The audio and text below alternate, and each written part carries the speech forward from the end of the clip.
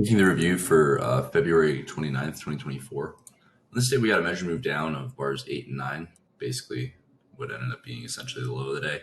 And whenever you get a pair of bars, that wasn't exact. I think it was exact. I just didn't exactly measure it. But whenever you get a strong pair of bear bars like this, there's a 60% chance that you're going to get a measured move down. You might have to sit through a pullback first. And a lot of times you will because, okay, so it was one tick away. But that's considered tested for most traders. And a lot of times you will have to sit through a pullback because, this after this, the risk is so big that most traders, want to take profits. Think about it. If you sold anywhere up here, in here, and then you get this, you're probably thinking, wow, that's a bit of a gift, and I'd like to take some profits. And so that's what's causing these pullbacks. But still, this is strong enough that you're going to get another leg down. You might have to sit through a few pushes like you did here, a few pushes sideways to down, or just sideways to up, I meant, and then you get the second leg down. But you can essentially sell the close of 8 and go do something else for a couple hours, and you'll have a 60% chance of coming back to having made more money. Or the alternative, though, the 40% of the time it'll go stop you out all the way up here. So you have to trade small for you to do that. Bar 1, a bull bar closing near its high after a gap up. It's essentially the market accepting the gap up, but I'm not sure how much higher we're going to go. We're a little bit overbought here. Bad follow through on 2. So not really good for anyone. You don't want to sell below 2, but you don't want to buy above 2. You're not selling below 2. It doesn't close near its low. So even though it's an inside bar, I'd rather wait. Bad follow through on 3. So now you essentially have a couple doji bars and we're starting to go sideways. An inside bar on 4, tail on the top, small tail on the bottom. Do you want to sell 4? I wouldn't. I think, even selling below 4 is not very good. It's a potential high of the day, but I think that after, this tail and tails here, you're selling in a tight trading range. It's better to just wait for follow through. And you end up getting an inside bar on 5 and on 6. So you have an I pattern. I patterns are pretty rare. At least on the open, they're pretty rare. And you can see whenever you get an II, so an inside bar or an inside, essentially, if you look at this, it's just a triangle, right? And so you can think of it as a bigger triangle, right? Like we're getting bigger triangles here. So it's really all it is inside bars. I'm sure if we looked at let's just try it. So let's look at like a 30-minute chart and see if this is some sort of inside pattern with this. So Thursday. Yeah, so 13 ends up being an inside bar and 14 is almost an inside bar. And, it's different context and stuff, but the overall point being inside bars are triangles. So whenever you're seeing the market getting an I, and sort of contracting, it's forming a triangle. And when you get triangles, usually you're always going to get a breakout, but a lot of times there's a 50-50 chance the first breakout's going to fail. So what it's better to do is wait to see if the first breakout fails and then, get in. For here, you can see on 7, we tried to get a breakout above the range and it failed. And then we ended up getting the breakout below. So we got a breakout above. So in theory, 8's a credible sell, lower high, double top. Failed breakout above the I, but I wouldn't sell it. I think the tail, it's a really difficult sell. And you have to be very confident in what you're doing to take a sell like that. Big follow through for the bears on 9. And a lot of traders, if you sold anywhere up here and you get this much profit in 5 minutes, those traders just accept it and take profit. You don't want to be too greedy here because a lot of times when you get this, you'll have to sit through a very deep pullback. So a lot of times traders just take profits and that causes 10. Follow through for the bulls on 11. You know that the bulls who bought below 1 and the bulls who bought below here on 8 are both trapped. So you have a couple sets of trapped traders who should be able to get out around break even. If they scaled in, they should be able to get out at break even if this is a trading range day. And it probably is a trading range day. So you have a bull bar 10, but a tail on the top, bull bar 11, but a small tail on the top. So it's in theory, it's buy the close on 11 because it's a pair of bull bars, but we're probably still always in short and bulls need one more strong bull bar. And I don't think they're going to get it.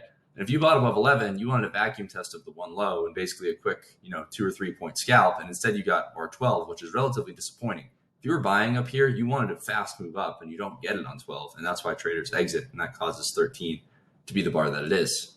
14, essentially, some sort of high 1, but test the close of 12 where bulls, some bulls bought up here, their entry price, they scaled in lower and they're getting out.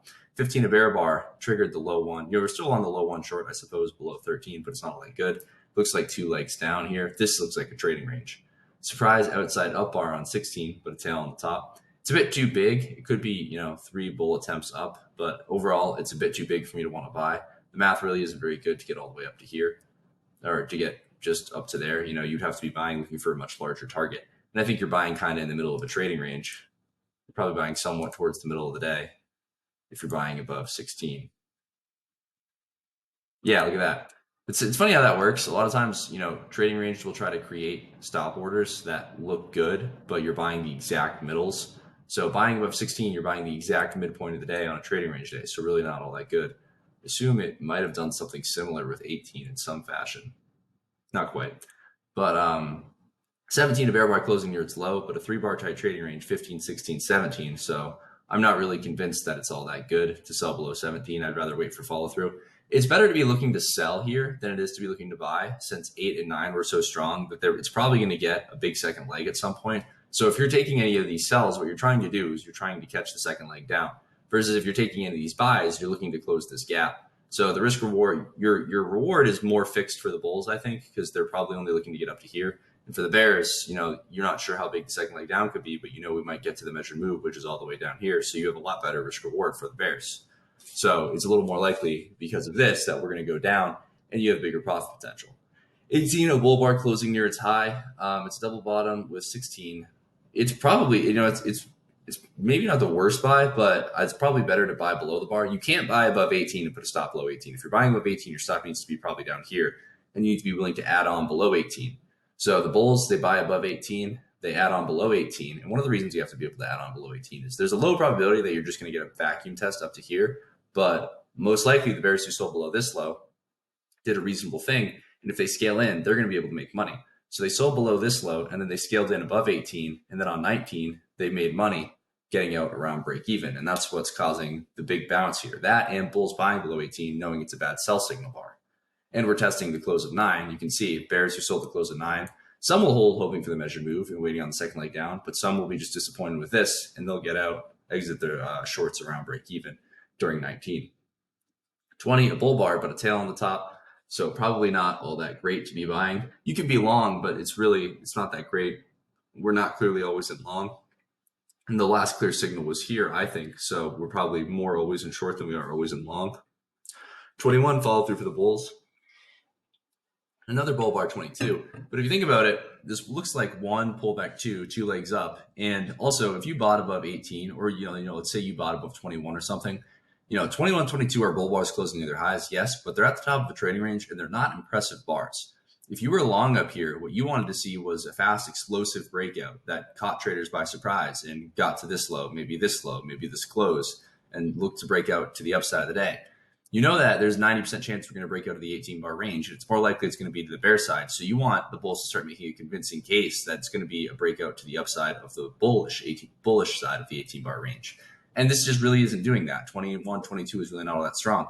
So traders start to exit, and that causes 23. And the moment traders start to exit, the remainder of the bulls start to panic out. And that's why you get 24 closing near its low. It's a head and shoulders top, 13, 17, 23. And you can probably sell, or you can sell below 24. You can see it doesn't overlap too much with 23. You can sell 24, looking for this to be the start of that second leg down. It's a good swing trade. Good follow through 25. Sell the close 25. Good follow through 26. Reasonable to be short. Reasonable to sell the close, but get out above any bull bar. Why? Because for a couple reasons. Sell climax, and it's not really consecutive sell climaxes, but it kind of looks like it after this gap up. So it kind of just looks like consecutive sell climaxes.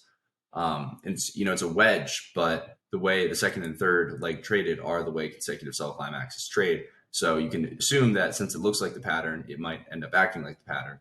And generally, when you get consecutive sell or buy climaxes, a lot of time you'll get just a slow channel up for the remainder of the day, like we did here. I don't know if I have examples. I should. I have a couple. I think this was today. There's a couple of better examples. Hold on. There's a specific one. This is a good example. You can see here 1, 2, 3, and then channel up. 1, 2, 3. This is what I was looking for, and then channel up. So you can see today we might get 1, 2, 3, and then potentially some sort of channel. This is such a climactic bar, and the risk is so big. If you think about risk reward, if you're selling below 26, what are the odds that we're going to get all the way down here before we get up here? Maybe 60%, but this bar is so big that we're probably going to get a pullback first is the thing, and traders know that. You can see this day also tried to go outside down and it ended up failing. So you have failed outside down, consecutive sell climaxes. A lot of reasons for bulls to buy above 27. If you take the buy above 27, it's probably not a scalp. It's kind of a weird trade because you probably can't really scalp out. And it's a more reasonable swing trade and hoping to get at least 2-to-1 of your risk somewhere up here, which is the top of the most recent. The first target, if you're about taking this buy, is the top of the most recent sell climax, which you could argue is just bar 26. So it was so big and climactic. But you could also argue that it's the 23 high, but it's a more aggressive target. Follow through on 27 or on 28 for the bulls who bought above 27. And look at what 28 did. The bears who sold below 26, disappointed 27, were able to exit without a loss on 28. So I think that makes the bull case slightly less bullish. Follow through for the bulls 28, but still closing near its high. More follow through 29, but still 3 straight bull bars closing near their highs. We're probably going to get a deep pullback here.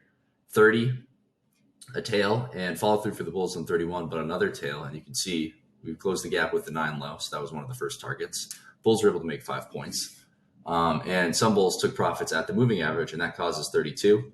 A high one on 33, bull bar closing near its high, but we probably need a 2-legged correction here since this was pretty strong. So I'm expecting a 2-legged correction.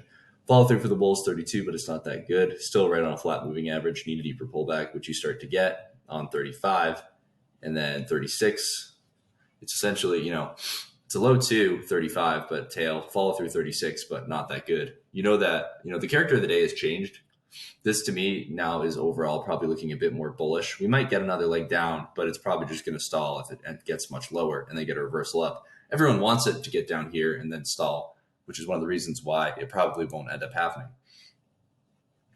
37 inside bar and 38 inside bar. So it's an II pattern. It's that same triangle pattern we were talking about. Okay to buy above 38 for a swing, but you're buying right on a pretty flat moving average. So you can buy above 38 or you can wait for follow through. For 39, not the follow through you probably wanted, a doji bar, but still reasonable to be long, reasonable to be holding long. Then you get a surprise breakout on 40. You can in theory buy above 40, but probably better to wait for a bull bar closing near its high like 41. Take the buy above 41. You see it doesn't trigger during 42, but you can still keep your stop there to buy. And then 42, an inside bar. Bears hoping it's a final flag. Bulls hoping it's just a high 1 pullback. Follow through for the bulls 43, inside bar 44. You can see the tail touch the 42 high. So some bears sold in above 42, scaled in, and not quite let out, but you can see they were here. So starting to become more of a trading range. Follow through for the bulls 45. I thought we were getting here. I was hoping we were going to get vacuum there. But a lot of times on days like this, it's easy to see a target and think, well, we're probably going to get here. And you're probably right. But the thing you have to realize is, if you're long somewhere down here and you're going for this profit target, the market's probably going to find a way to shake you out before it gets there. So if you're going to do that and you can just kind of turn off your computer and wait to hear a ding if your OCO got hit on the upside or the downside. Because a lot of times, the market's going to find a way to shake you out in here or somewhere in here before it gets to your profit target, which is fine for the most part, especially if you're good at getting long again. But it's just, you have to realize that you're probably not going to remain in the market for the whole move. 46, I think. So follow through for the bulls, tight channel, but a couple legs up, probably going to get a deep pullback. We're at the target, the top of the most recent sell climax. 46, a pullback, and 47, a pullback, and 46 down, up, 47 down.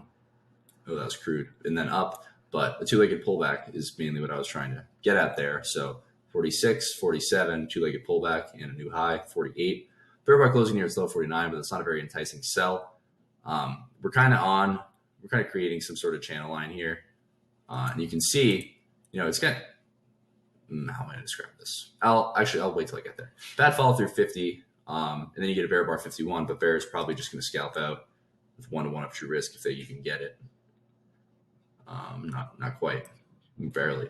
52, a doji bar, 2 legs sideways down. This is not good trading. I wouldn't want to be doing anything here. We're probably going here, but I don't know. There's not that much profit left to get to here if that's what your premise is.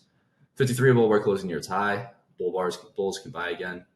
Doji followed through 54 and failed breakout essentially 55.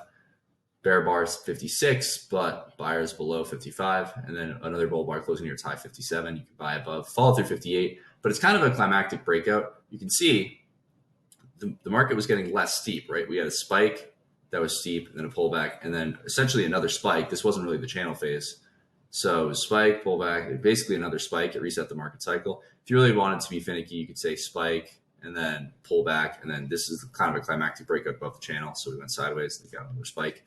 But anyways, my point being, this is a channel right here. So, let's do it this way.